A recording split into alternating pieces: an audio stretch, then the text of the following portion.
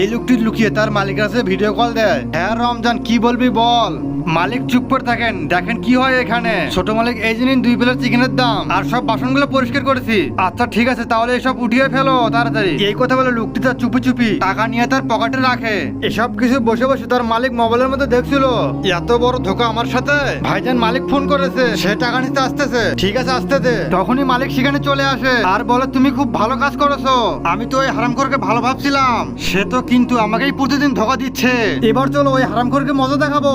আরে মালিক, আপনি কখন আসলেন? এই জন্য আজকে 20,000 টাকা বিক্রি হয়েছে। আরে তুই আমার টাকা কেন চুরি করেছিস? আরে মালিক, আমার উপর মিথ্যা অভিযোগ দিচ্ছেন কেন? এখানে তো সিসি ক্যামেরা লাগানো আছে। আরে মালিক, আমার উপর মিথ্যা অভিযোগ দিচ্ছেন কেন? বিশ্বাস না হলে আগে ক্যামেরা চেক করেন, তার আগে দেখবো কে কে শয়তানকারী আল্লাহকে ভালোবাসে। যারা যারা আল্লাহকে ভালোবাসে ভিডিওতে লাইক দিয়ে চ্যানেলটিকে সাবস্ক্রাইব করে দিও।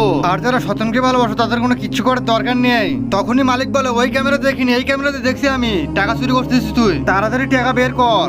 এরপর লোকটি টাকা বের করে দিয়ে দেয়। চলে যা আমার দোকান থেকে। রমজান, তোকে অনেক ধন্যবাদ, তুই আমার অনেক বড় উপকার করলি। মালিক, এটা আমার কর্তব্য ছিল।